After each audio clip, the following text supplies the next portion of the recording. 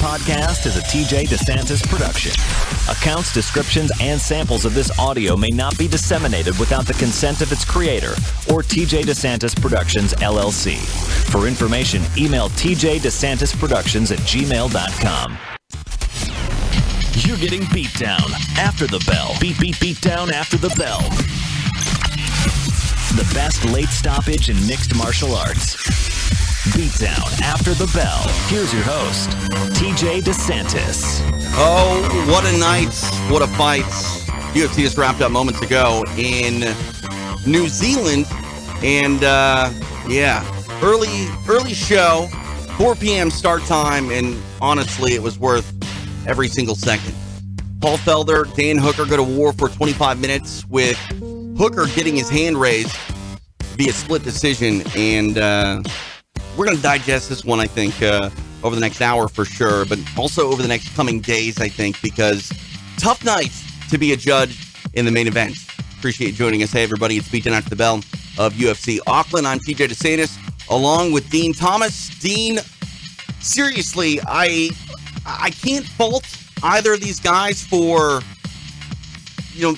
getting the hand raised. I don't think it was a bad decision. I personally scored it for Paul Felder, but honestly, what a game performance by both men, and that's what mixed martial arts is all about. That's what I think the lightweight division is all about too. I mean, obviously you have some history at 155, but I think this is a sterling example of why you would point to this weight class as one of the best divisions of all time in mixed martial arts. Yeah, it's almost like, for me, thinking about that, I was in that division, and to see what it is today, it's an entirely different division. I don't even know if I would have been able to compete with the guys today. I mean, just the way they performed, that gutsy performance. I mean, these guys, Paul Felder and Dan Hooker tonight, they laid it down, man. And it's terrible that one of them has to walk home with a loss. But right. I thought Felder won that fight, but it's terrible that one of them has to walk home with a loss, because I thought they just really put it down. And this is, there's just a lot of things wrong with MMA right now. And the fact that, like, one guy has to walk home with a loss and probably half his money, it just doesn't sit well with me. No, I completely understand that, especially when you talk about the pay scale of things. I mean, neither of these guys deserve anything less than their win and show money and a bonus on top of that, because these guys, I don't want to be dramatic and say they lost years of their life in this fight, but they're going to be hurting for a while, and they laid it all out there. And we should celebrate them the best way that we can. And, obviously that would be by rewarding them with the biggest prizes. It's prize fighting after all. Well, you might not say it, but I'll say it. These guys took years off of their life tonight. I mean, some of the right hands that Dan Hooker ate, man, like, a lot of guys wouldn't have been able to eat them. And, like, did you see Paul Felder's face after that? I mean, these guys really put their life on the line for us tonight.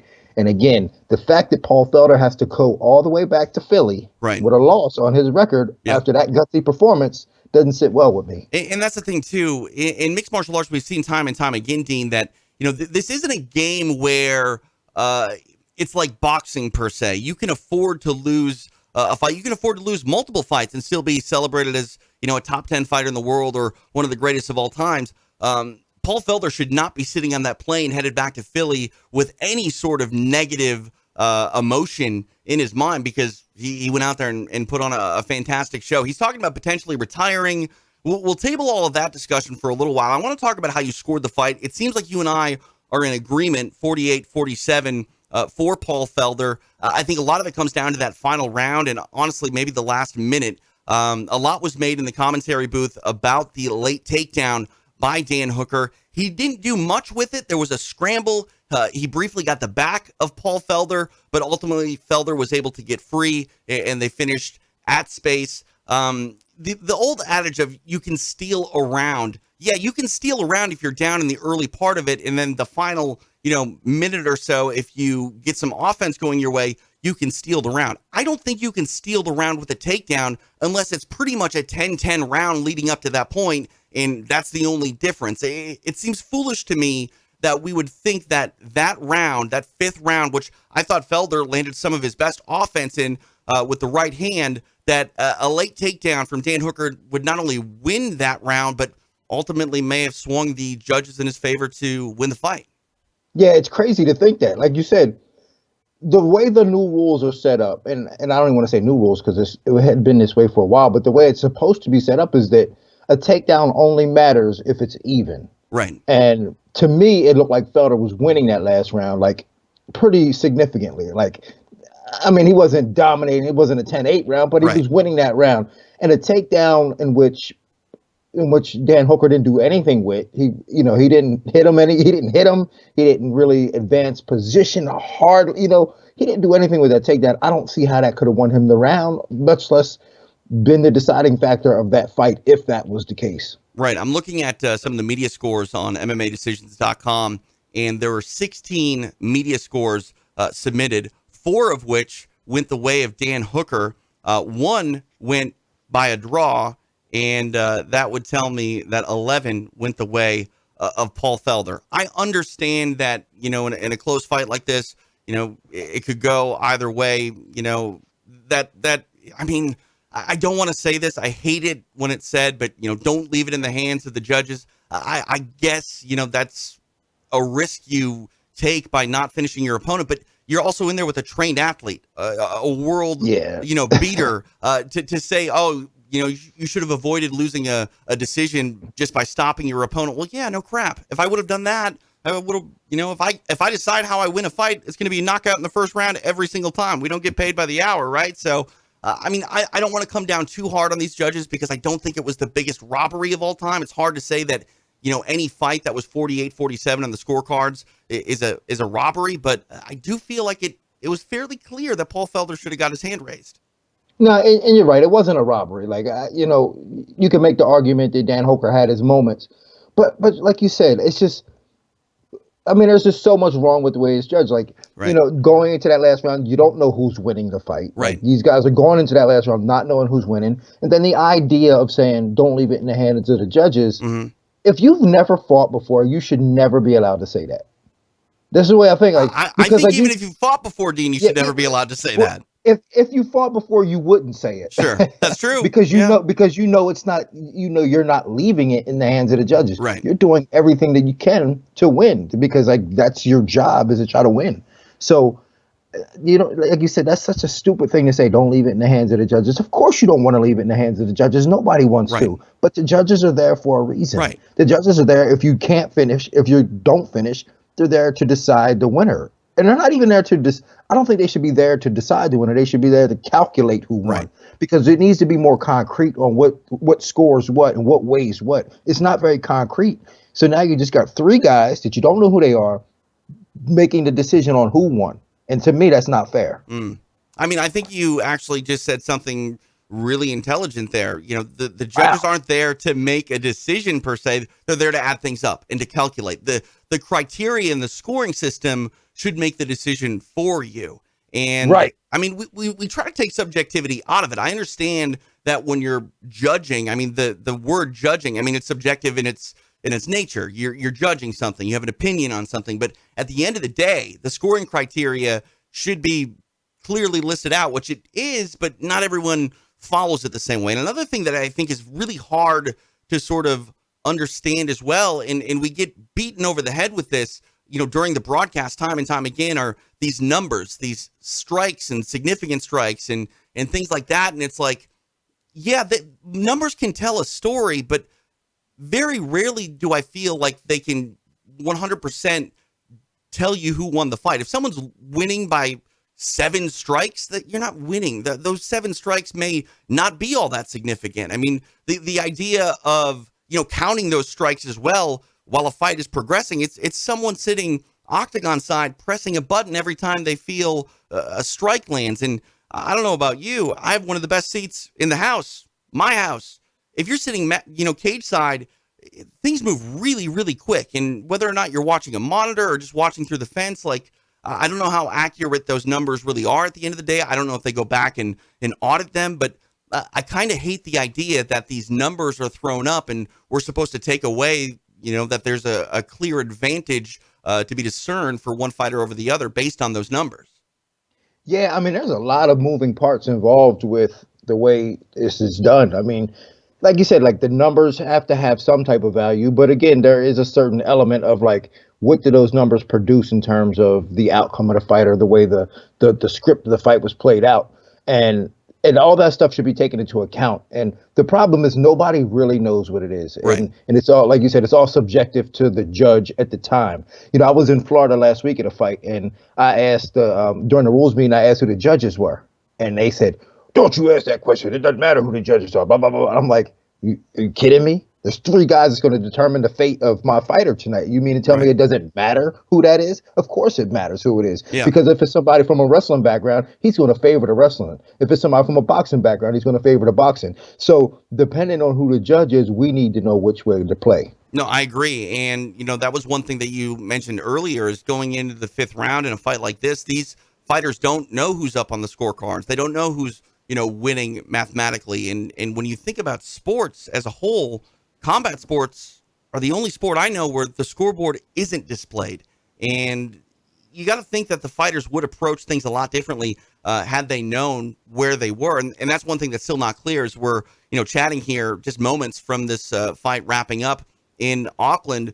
We know the scorecards, but we don't know how the math actually totaled up. We don't know which rounds were given to which fighter by these judges. And Invicta's doing something neat. Here in a couple weeks, they're going to be doing a fight card in Kansas where they'll have open scoring. It's a tournament night. Yeah.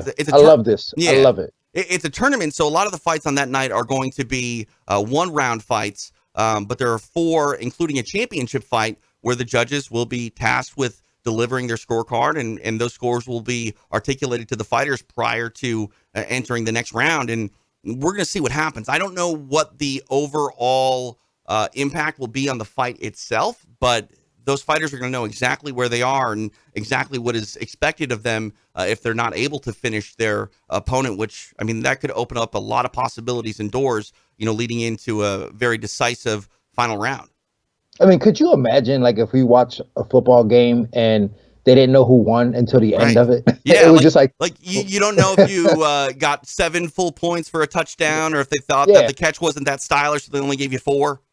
Yeah, that's what I'm saying. I mean, that's really the sport that we play. We don't know who wins until the end of it unless you finish them.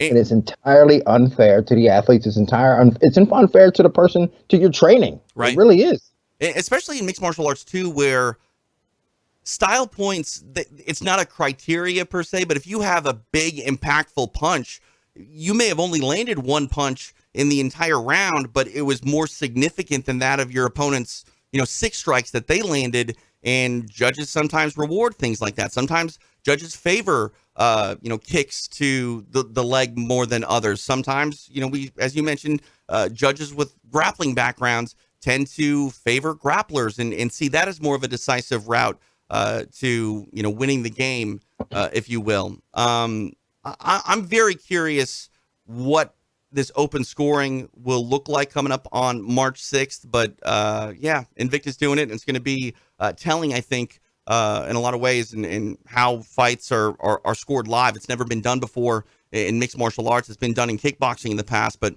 never before in MMA on this high of a level. And I'm very curious to see what the sort of reaction is by fans, in Twitter and things like that, as they can sort of watch and digest all of this real time, just like the fighters will be doing. Let's talk about the fight stylistically between Felder and Hooker tonight. It was a 25-minute affair where I thought that Dan Hooker came on early and was looking good. Felder sort of got his game going later in the fight. It was an ugly fight for Paul Felder in the sense that he was getting marked up and eating some damage, but was never really taking a back step, was throwing in kind to Dan Hooker, started to get the better of Hooker. It'll be interesting to see if Dan does have a broken jaw. He had a pretty nasty amount of swelling on the right side of his face.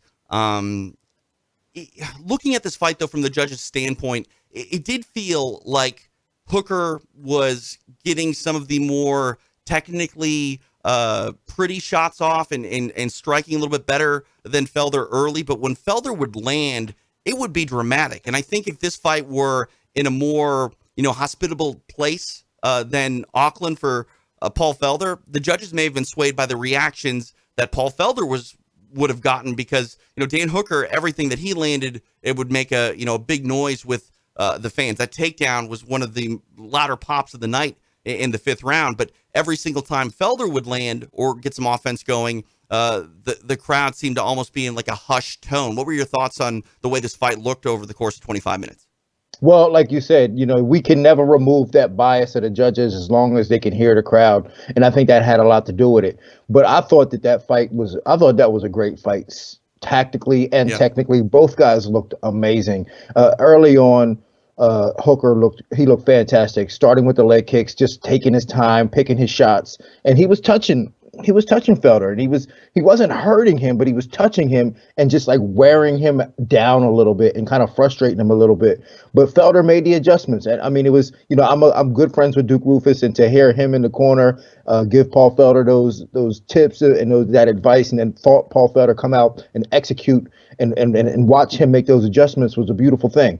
And but to watch these guys do their work, man, was masterful. Yeah. And yeah, I mean, it really was. It's one of them fights where you go, if you've never seen MMA before, you want to watch two really good fighters do their thing. This is one of them fights to watch because, these guys really came out and they fought with tactics. They fought with good technique. Yep. And you could see them making adjustments as the fight played on, which is more the reason why I think they need to know where they're at in the fight in terms of scoring, because they just need to know, because I think that can mean the adjustments and making and fighting differently in the later rounds. Well, especially in a 25-minute fight. I mean, I'm not going to say that you need to take rounds off per se, but it is a controlled aggression. You can't be overzealous early and then find yourself in the fifth round where you may still need to win that round to secure it, but you no longer have the gas and the cardio behind it. A controlled aggression can go a long way. And, I think you need to be smart with your output, and what better way to understand what sort of output is needed than by knowing exactly where you are on the judges' scorecards. Looking at this fight, it was a special kind of fight in the way that it was very violent. It was, exciting, and sometimes fights of the night, if you will, in mixed martial arts, it sometimes looks like Forrest Griffin and Stephen Bonner, which is a fight that not many people are going to tell you was a very technical fight, because it wasn't. I thought tonight's fight was just as bit of good as any other fight of the night type performance, if not better, but also more technical in the way that, the fighters, like you said, were making these adjustments, and I really enjoyed hearing the corner advice from Duke Rufus, and, getting that emotion out of his fighter and Paul Felder, and the kicking offense from Dan Hooker early. It was that low calf kick, which he, used quite successfully against Ally Quinta. And then Paul Felder just, biting down in the mouthpiece and doing what he does best and trying to get the fight into that sort of phone booth type of range. Like, this was a special fight. I'm not ready to say it's going to be, fight of the year per se. We've got a long ways to go, but I thought this was a really strong case for one of the more memorable fights that you'll recall towards the end of 2020. Especially from a tactical standpoint and technical standpoint. Again, like some of the right hands that Paul Felder landed on Dan Hooker. I mean, the only thing that kept Dan Hooker standing was the fact that he was moving to his right when Paul Felder would throw the right. So like he wouldn't take the full impact of that punch. But he landed and took some. Paul Felder landed some nice punches. Dan Hooker took some nice punches. I was just waiting for Paul Felder to land that left hand, because he throws that left hand with hate to it. Like he missed it. He missed it a bunch, but if he landed that might have been the end of the fight. Yeah, 100%. Credit to Hooker for eating some of the strikes that he ate. But Paul Felder is a dangerous individual, and one that I hope doesn't leave his gloves in the octagon for the final time. He talked about walking away. He's got a 4-year-old daughter that he misses very much during fight camp. He's killing it in the commentary booth. It's so hard when you look at a fighter and they say maybe this is it, because that tells you that there's a part of Paul Felder that is completely okay with walking away from mixed martial arts, and if he doesn't want to be there, no one wants to see him continue his career when maybe his mind is elsewhere. But also, you got to believe that Paul Felder lives for moments like tonight. He obviously wanted to get his hand raised, but he said that 25 minutes was a lot of fun. I don't know what's going to be next for Paul Felder, but you got to believe that the lightweight division, Dean, inside the UFC is a lot better off for having the Irish Dragon, filling out the ranks and competing with some of the best guys there at 155. Oh yeah, no doubt about it. I mean, 155. Honestly, everybody talks about 170, and obviously I have some investments in 170 with Tyron Right. Woodley, but I love the 155-pound division. I mean, that's the division I started in, and when you think about the fighters in that division, I mean, Dustin Poirier and Tony Ferguson, and obviously the champ Khabib, and then Conor being there. I mean, you could match these guys up all day long and just have the most memorable, remarkable fights. I think that, to me, the 155-pound division is my favorite division. Yeah, I mean, it's a special sort of blend of technique, raw power, and strength and speed. And every weight class is a bit different in what its athletes bring to the table. But 155, I think it's just the right amount of everything. Speed, power, and technique. And it's hard to point at any fight with guys in the top 15 at 155 and not find a pretty good scrap to put on a card, whether it be in the main event like tonight or co-main or pay-per-view opener. It's amazing to think that once upon a time, Dean, this division was just sort of given up on by the UFC for a few years, and wow, is it back and better than ever? Well, I was in the tournament in which they gave up on it. It was me, Matt Serra, Kyle Uno, and BJ Penn. And right after that, they gave the division up for a couple of years. And now look at it. It's, with Conor in the division, to me, it is the best. It's the best division in the UFC. Yep. And tonight it belongs to Dan Hooker, clearly punching his ticket, I think, into the top 5. Felder was right there. So now with this win, he's going to, move up the ranks a little bit. What do you think is next for him? He wants Justin Gaethje. I mean, you can put Justin Gaethje in with anybody, and it's going to be entertaining. You put him across from Dan Hooker, and take my money. Yeah, that'll be an interesting fight. You can't count Dan Hooker out against anybody. I mean, it's clear you can see that tonight. You can't count him out. And I've watched him come up, and I've studied him before, and he's gotten so much better. To me, he might be the most improved fighter in the UFC now, based on where he started and where he is right now. I don't know if I've ever seen anybody improve as much as he did and get the results that he's getting right now based on those improvements. But I wouldn't mind seeing a fight against Justin Gaethje. I wouldn't mind seeing him against Dustin Poirier. I wouldn't mind seeing him against any of those top guys. Looking at these scorecards, they are in judges tonight in Auckland were Barry Foley, Howard Hughes, and David Letheby. 3 scorecards, all read 48-47. It was a split decision. One thing that I've been talking a lot about lately, Dean, is the sort of myth that the unanimous decision is a thing in mixed martial arts. Obviously, this is a split decision, but when you look at all of these scorecards, the judges weren't in agreement at all. It really couldn't have been more split. You have Barry Foley giving the first 2 rounds for Dan Hooker, the final 3 for Paul Felder. Howard Hughes split the first 2 rounds, going Hooker in 1, Felder in 2, back to Hooker in 3, Felder in 4, and then Hooker in the 5th. And then David Letheby has all 3 of the first rounds for Dan Hooker, and then the final 2 for Paul Felder. These judges, when they have the same scorecards, they couldn't be more different from one another. And granted, again, tonight was a split decision, but it goes back to the point where these judges, they're scoring the same fight, and whether it's, that they're on opposite sides of the cage or they have different sort of mindsets on what is effective and what isn't, they really just don't see these fights at all the same. I know, and that's another thing that I think that we need to. I think we need more judges. I think 3 guys is too small of a sample size, especially when you're dealing with the highest level fighters in the world. Now, if you're dealing with, some bums and, a good guy and a bad guy, it's clear who's winning. But when you're talking about the highest level guys in the world, well, we're talking about like inches. And, the difference between like a guillotine being finished and not being finished is something that you need to have experience with. 100%. And, if you come from a boxing background and you don't know because the arm was in, you think, oh, he's squeezing his neck, he's close to finishing. It may not be, or it may be. And if you just don't know, it's like, you're not qualified to do this job.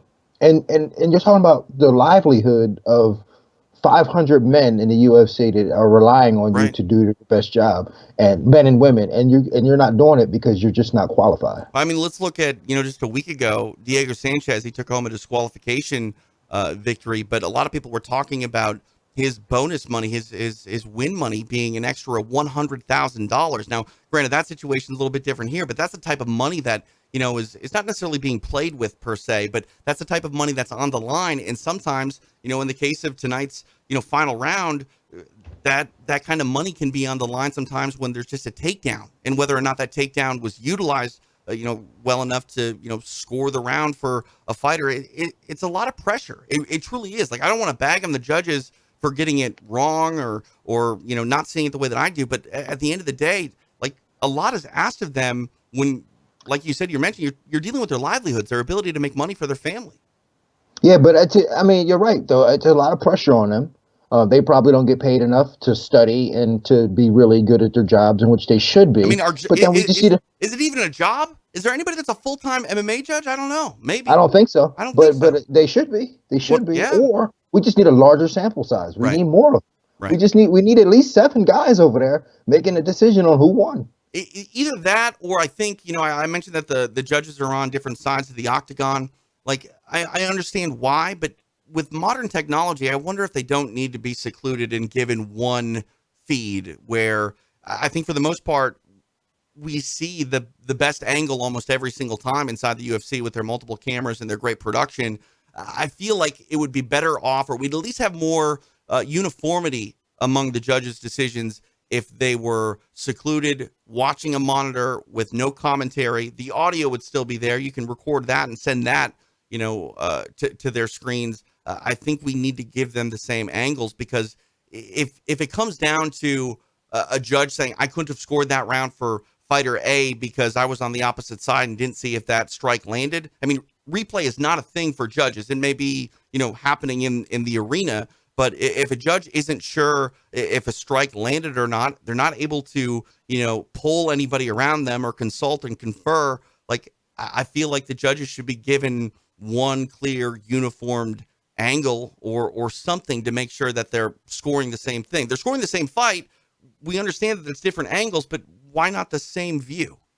Yeah, but do you know what? They should get the same view that the audience is getting. Right. Because it's the same perspective. I'm looking at a fight. They should look at the same fight, because if I thought he won the fight, they should be looking at the same fight. They need to see the same fight. I think they should be in a room, headphones on, or they don't need headphones on, but they need to be in a room where they can't hear the crowd. Yeah. They need to be in a room where they can't hear the commentary, because sometimes the commentary is biased.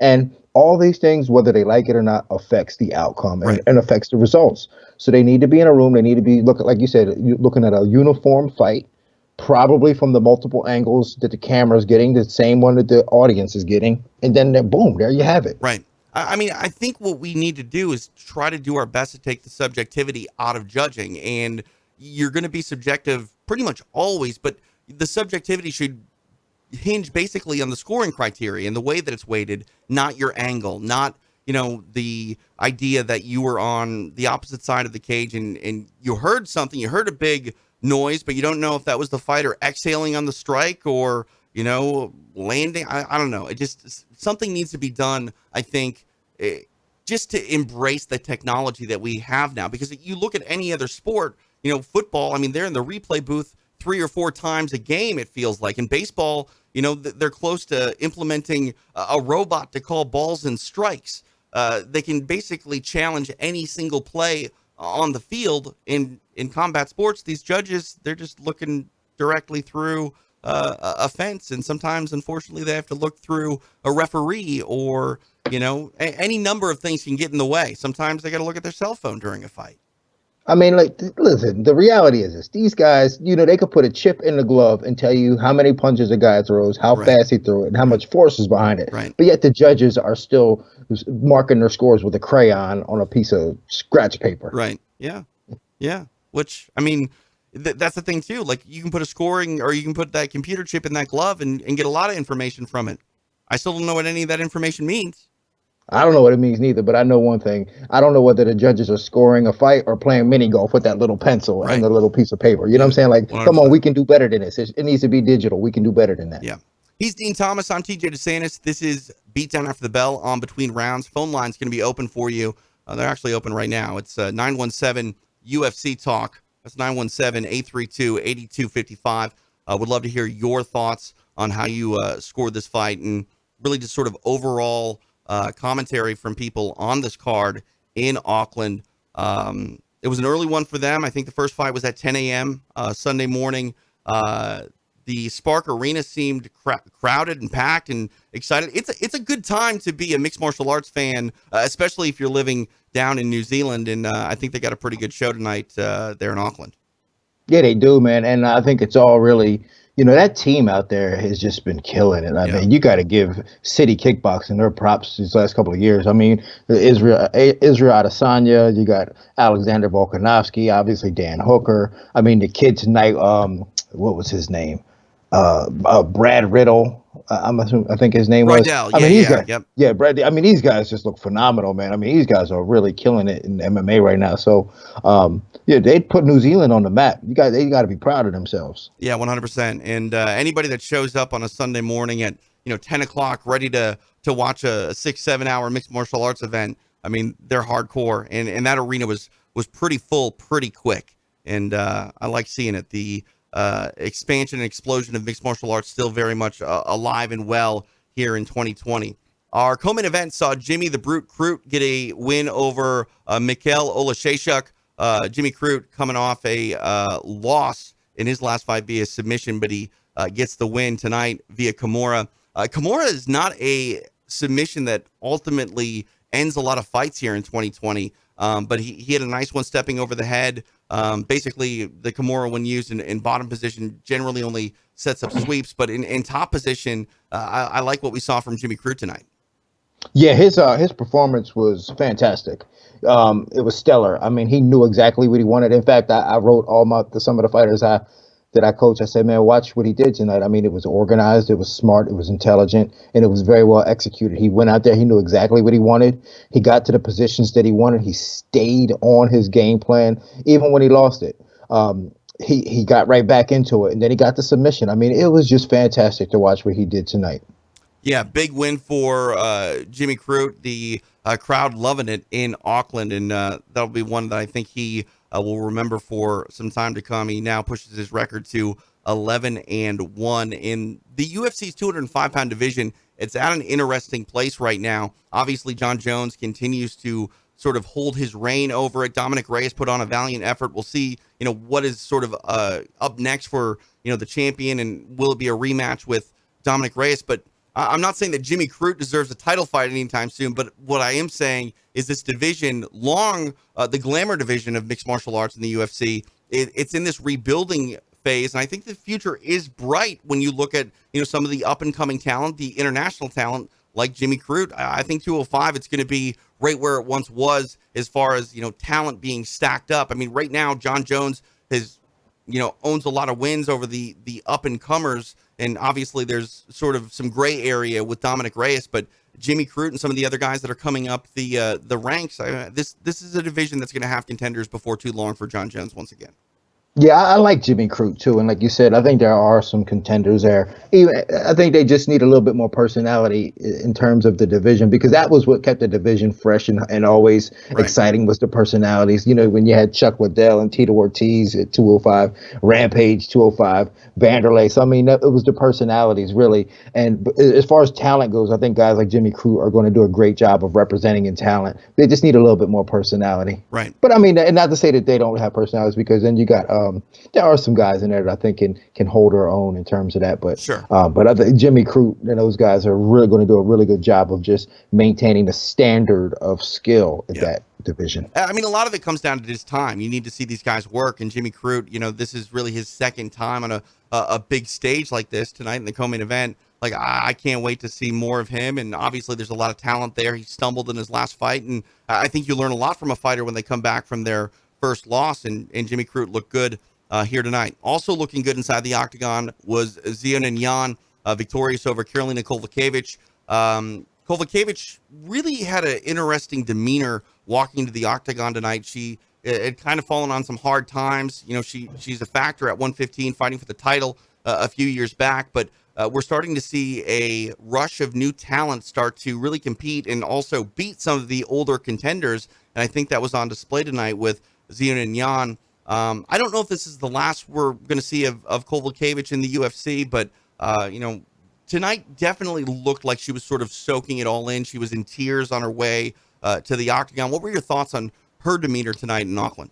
You know, to me, it wasn't about how good, and I don't want to butcher. And TJ, you know, I'm the worst when it comes to names. I know. Zion I and don't. Yan. Just say Yan. Zio Ninyan. Zio Ninyan. I don't want to butcher her name, Right. but Zio Ninyan. I don't want to take away from her win neither because she's obviously a really good fighter. But to me, it was more on how shot KK was. Can I refer to her as KK, please? And to me, it was more of how shot she is now. You know, I think she had her better days, and the fact that she got beat up. I mean, Right. she really did get beat up. She had a couple moments where like she wanted to come back because she is a warrior, but she just got beat up.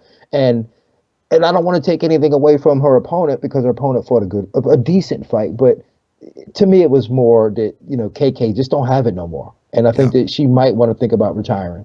Also, too, she got hit above the right eye, and it really was a problem for the rest of the night for her. The doctor came in and checked it, I believe, in between rounds 1 and 2. And, you know, when you damage a fighter's eye like that and mess with their vision, a lot of, even if she can still see, like the commentators were talking a lot about the depth perception, and it seemed to be off. She was actually closing it at times, I think, to try to find where Jan was in the octagon. So, you know, credit to Kovalevich, who was game throughout the 15 minutes, never stopped fighting. But yeah, it looked like she was a bit out of her element and outclassed tonight. And, you know, sometimes, unfortunately, that happens. You're reminded that this is a, you know, up and comers type of sport. And for Karolina Kovalevich, you know, she's proved a lot, and she's, I think, an inspiration for a lot of Polish fighters, and, you know, really sort of rose to prominence as that scene in the world, you know, rose. And Karolina Kovalevich, if this is her last fight inside the octagon at the highest level in mixed martial arts, one that she should be proud of. A fantastic career, honestly. Yeah, I'd be okay with that as well. Let's talk about Marcos Rogerio de Lima, victorious over the Combat Wombat Ben Sassoli. A knockout comes the way of the Brazilian, the end at 1 minute, 28 seconds of round number 1. When he hits you, man, you do not want to be on the end of that strike. Sassoli really crumpled and folded, kind of looked at the referee and asked what had happened, and that's a sure sign that it was a pretty good night for the Brazilian. Yeah, and I'm familiar with both guys. I actually trained Greg Hardy to fight Sassoli, and we knew how tough he was and how good of a chin he has. And that's the problem with having a good chin sometimes, is you don't realize that no matter how good your chin is and how good you take a punch, somebody's always going to have a better punch than the one that you can take. And that's what happened to him tonight. I mean, he had taken a lot of big shots and just kept coming. But he underestimated the punch that Marcos Rogerio de Lima that he can pack. And he caught him with that shot. It seemed like it was in the temple, but yeah, it definitely put him face first, and he just didn't know it. He just didn't see it coming. He didn't know it, and he never probably thought he could get knocked out, and he did. Yeah, I mean, that's got to be a hard thing for a fighter who has never been hit like that to, you know, be, you know, in the octagon, moving forward, fighting, and then all of a sudden it's like, wait, what happened? Like, you lose time. Yeah, and I said this too. I said, because Pazal was throwing. I know Pazal from, like I said, he's in the gym with us every day, and he was throwing. And I was just thinking, if Ben Sassoli just slowed down, he might have gotten him tired and been able to win that fight. Right. But he just kept coming, and he took too many big shots, and that was the end of him. Yeah. Brad Riddell victorious over Magomed Mustafayev. You know, talking about decisions, this one really couldn't have been more split. It was split on the judges' scorecards, but when you look at the media scores that I had mentioned earlier, 5 media scores went to Brad Riddell, and then 4 went to Mustafayev, and then 2 came up 29-29 in a draw. So, I mean, people were picking winners, but they really couldn't have been more split. It's not often you see, judges giving, 10-10, and granted, these were media scores, Dean, but it was hard to pick a winner in this one. Yeah, this was my second favorite fight of the night in terms of, just watching sheer, really good mixed martial arts. Like, both of these guys just looked absolutely phenomenal from the jump. I mean, they both look world class. And I was like, wow, this is a really good fight. But I was okay with, thinking that this fight was a draw. Like, I'm okay with that. I don't think we give enough draws. I think the fact that we feel like somebody has to be the winner is kind of a disservice to the sport and the other guy. Sure. I'm okay with saying that this fight was a draw. I thought that both guys did enough to be like, hey, I won. Or at least to say, hey, I didn't lose. Yeah, I mean, I think that goes back to sort of an issue with the scoring criteria is we feel like, you have to pick a winner, make up your mind. Well, if I'm looking at the scoring criteria and I judge the fight the way that I'm told to, and I don't have a winner, what am I supposed to base it on? I'm just supposed to make a pick because a lot of, executive directors of athletic commissions, they say if you don't make a pick, then it's a cop out. Well, I'm trying to take the information. And if the information doesn't clearly say that this person is the winner, well, then I'm just flipping a coin. And if I'm just flipping a coin, then why am I even here to begin with?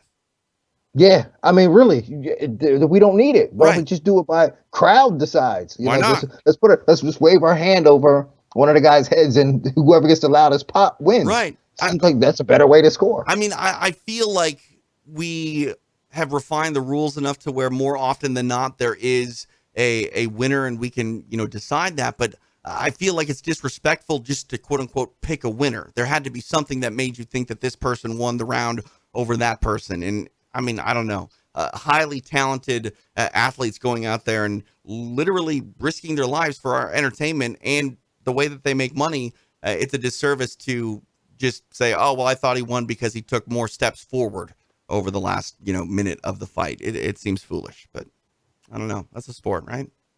Yeah, I guess so. We got a lot of work to do. TJ, I've always said this to you. We're still babies in this game, Right. and we got a lot of work to do to make it improved. Yep. Zabira Tukugov, victorious tonight over Kevin Aguilar. A quick night for the Russian Tukugov. TKO comes at 3 minutes and 21 seconds of the first round. Kevin Aguilar, they made a lot about how he was fighting out of the country, out of the United States for the first time. And, when you look at it on paper, New Zealand is almost really only like 4 or 5 hours behind us in the United States. Yes, it's a full day forward, but here on the West Coast, it's 21 hours ahead. So right now, as we record, it's 7:50 Pacific. So that means it's 4:50 in the afternoon in Auckland. But that doesn't tell the story. Kevin Aguilar had to get on a plane for a very, very long time. And I don't want to make a gigantic excuse for him, but I think we shouldn't undersell the fact that for him, he had to travel all the way to the other side of the planet to fight. And that may be a little bit why he performed the way that he did.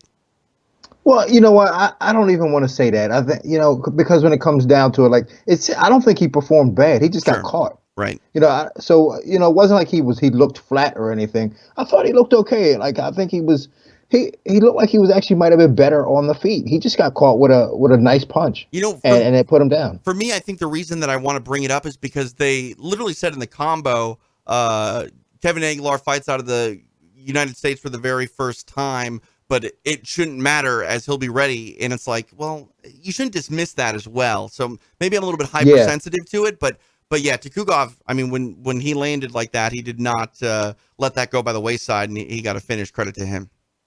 Yeah, and you're right. I mean, but it's all a part of your learning process as a fighter. I mean, it's like, there's always going to be something that you're going to do for the first time in any fight, Yeah. So, but you can't use that as an excuse, really. And it's not like Tukugov just drove down the street or anything to get there himself. You know what I mean? Yeah, I mean, and you should, and you get there when you want. Right. You can really get to you can get there a month in advance if you want. So it's up to you to make it right for you. And that's what Paul Felder did too. And we should probably talk about that. He had a fine weight cut, did a really great job at sort of acclimating. And you're right, Dean. There's no rule that says you can't get there 2 or 3 weeks early if you don't want to. And I think for shows like this, fighters are probably better to do so. And a lot of fighters are getting like Airbnbs for a couple of weeks out and trying to, make it their home and really get used to that time. And again, the time difference really wasn't the issue, but talk about that. I mean, you've flown all around the world cornering, and this mixed martial arts game is taking you on quite the adventure. What is it like for someone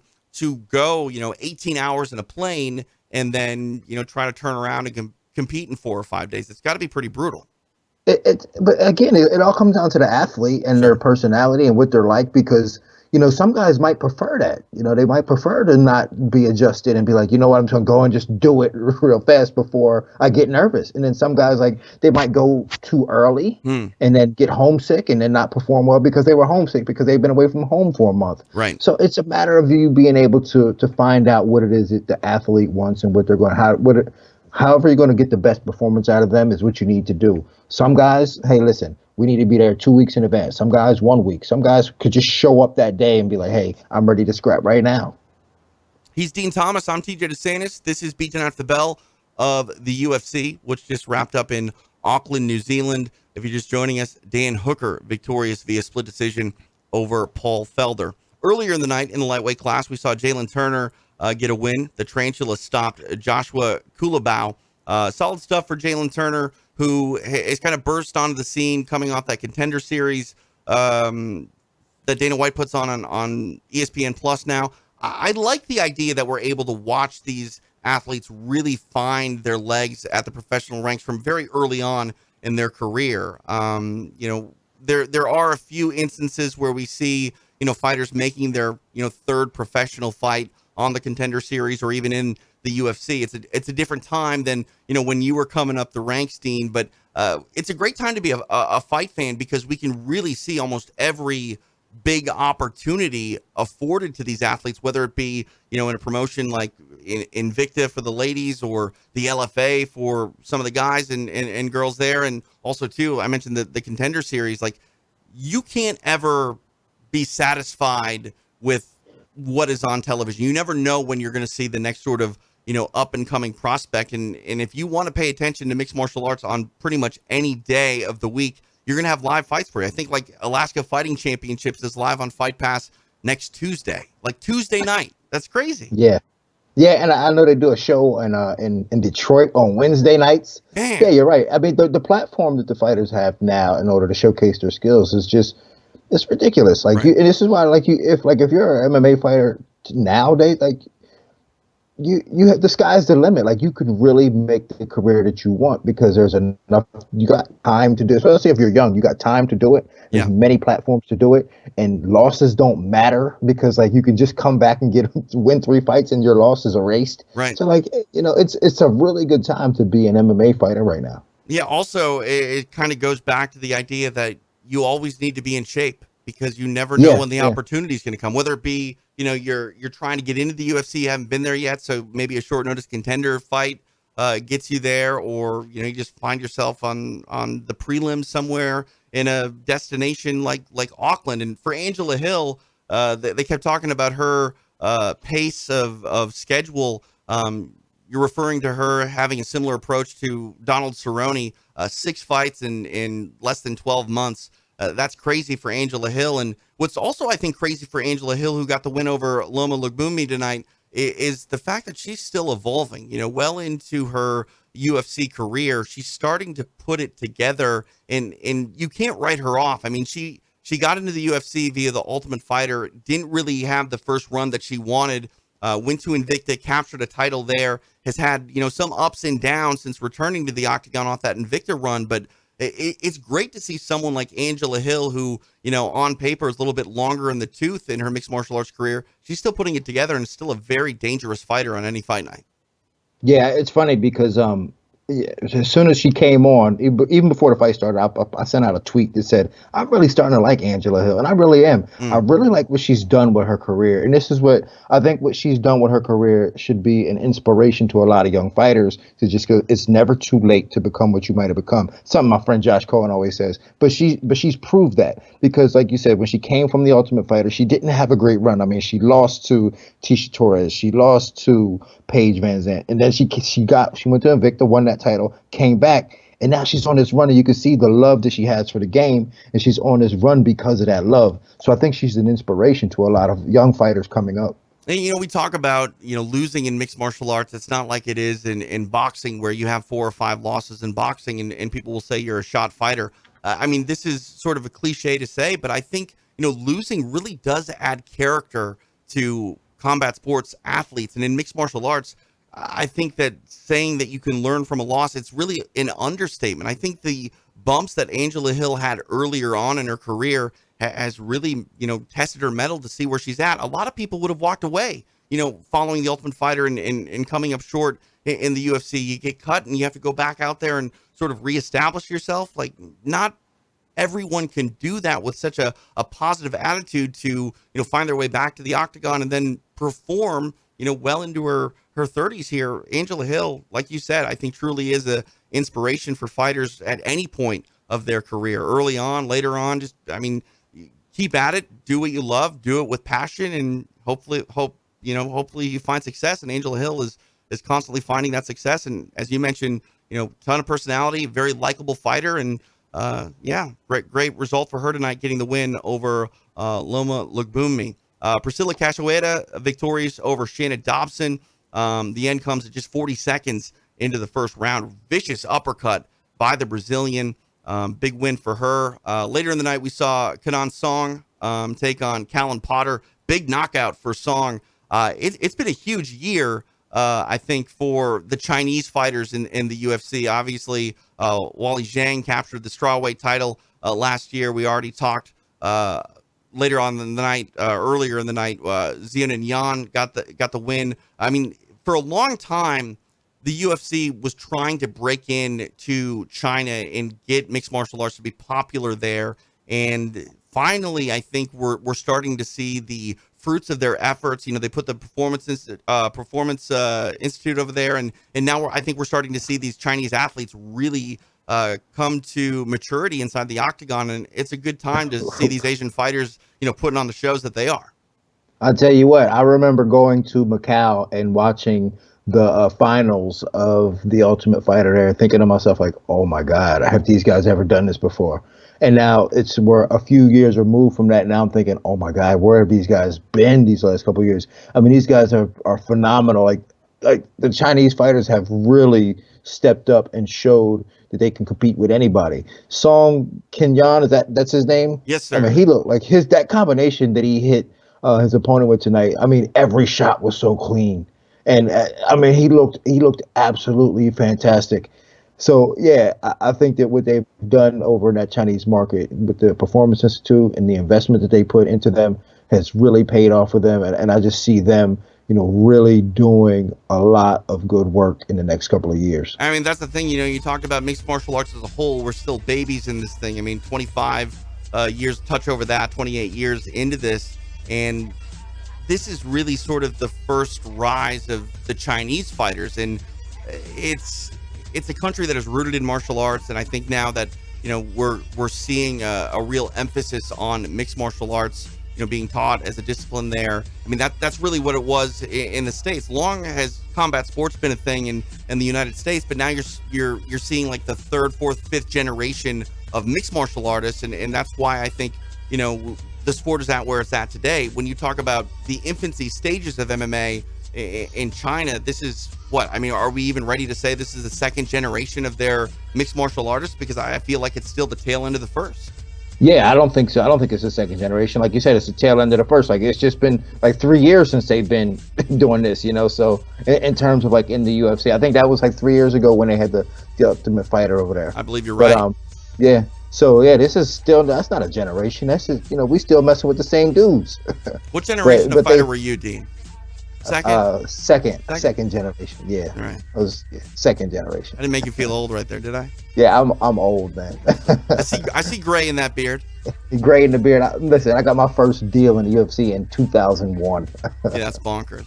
Yeah, about 19 years ago. I mentioned it's 8:00 here on the West Coast, which means it's 11 on the East Coast. And speaking of age, I don't want you to miss your Metamucil in bedtime. So I gotta get my Metamucil, man. I already smell like Bengay, man. I gotta get going. There you go, Dean. I appreciate the time, sir. Thanks for hanging out, and we'll chat soon. All right, man. Take it easy. Always a pleasure. Dean Thomas checking in on Fight Night. If you missed any of the action, you can watch it archived on ESPN Plus, and I think it's one that you're going to go back and enjoy time and time again as Paul Felder and Dan Hooker put on a show. And tonight belongs to Dan Hooker. We'll see what's next for him. But again, credit to Paul Felder for an amazing performance tonight in Auckland. For Dean Thomas, I'm TJ DeSantis. Thanks for listening to Beatdown After the Bell. You can find this archived anywhere you get your podcasts. That would be iTunes, Google Play, Spotify. And also, if you want to show some support, patreon.com/Between Rounds. We're live every single fight night for Beatdown After the Bell. And also, our pre-fight coverage, the Roundtable, one of the longest running programs in mixed martial arts radio. Hopefully you can check it out and show some support. Patreon.com/Between Rounds. For Dean, I'm TJ. You just got Beatdown After the Bell on Between Rounds.